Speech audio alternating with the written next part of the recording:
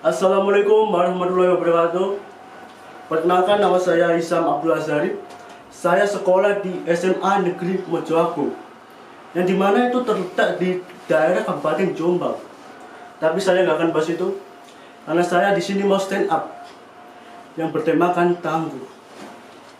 Tangguh menjalani kehidupan. Artinya itu kita sudah siap menjalani setiap rintangan dalam hidup. Yang dimana artinya kita udah punya pegangan hidup. Dan juga kita udah menentukan apa tujuan hidup kita. Dan tujuan hidup itu sangat berkaitan dengan masa-masa SMA.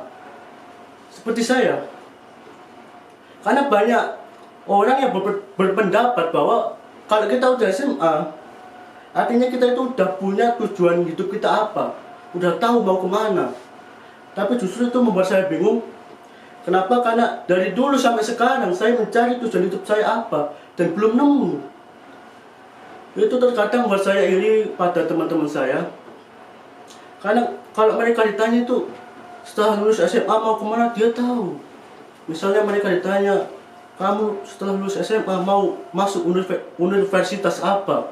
Tahu. Ada yang jawab UGM, Umbrah, UNESA, dan banyak. Bahkan nggak cuma universitas, mereka juga nyiapin cita-cita mereka. Saat ditanya, nanti cita-cita kamu apa? Ada yang jawab, ingin masuk militer, jadi YouTuber, penyiar radio, bahkan ada juga yang menjadi pemain barongsai. Intinya cita-cita mereka itu sangat mulia sekali. Bahkan saking mulianya, tidak ada salah satu teman-teman saya yang punya cita-cita sebagai anggota DPR. Ya, tapi itu kalau teman-teman saya. Coba itu saya yang ditanya, bisa nanti kamu punya cita-cita sebagai apa? Saya nggak tahu. Karena di otak saya cita-cita itu kayak pas masih kecil gitu. Kalau ditanya, cita-cita kamu apa? Jadi guru, dokter. Coba bayangin aja kalau gua jadi dokter. Misal gua udah jadi dokter nih, terus kerja di suatu rumah sakit. Nah itu kan dari pertama saya kerja, saya jalan-jalan suatu ruangan, jalan-jalan gitu, dan masuk suatu ruangan, ternyata ruangannya itu kosong, dan ternyata ada suster yang ngikutin saya. Dia masuk ruangan saya juga, jadi kita berduaan aja.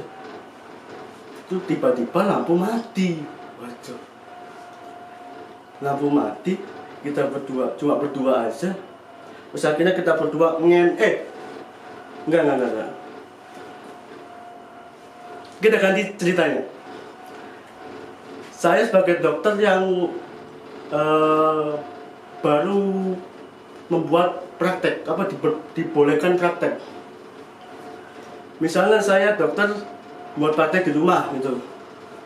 Terus ada pasiennya bapak-bapak. Nah sebagai dokter kan, namanya juga bapak-bapak, pasiennya harus sabar, harus kalem gitu. Nah, bapak datang nih, terus saya tanya, Pak keluarnya apa? Karena dari tadi bapak-bapaknya itu batuk terus. Terus dia jawab, jadi gini dok, Pak tenang pak, sabar. Dia jawab lagi, jadi gini, sebagai dokter ya kan, saya kasih minum dia, karena harus kalem gitu sama orang tua. Pak ini saya kasih minum dulu, diminum lah. Terus cerita dia, jadi gini dok, makin parah. Terus akhirnya dia cerita lagi, Pak pakai masker pak.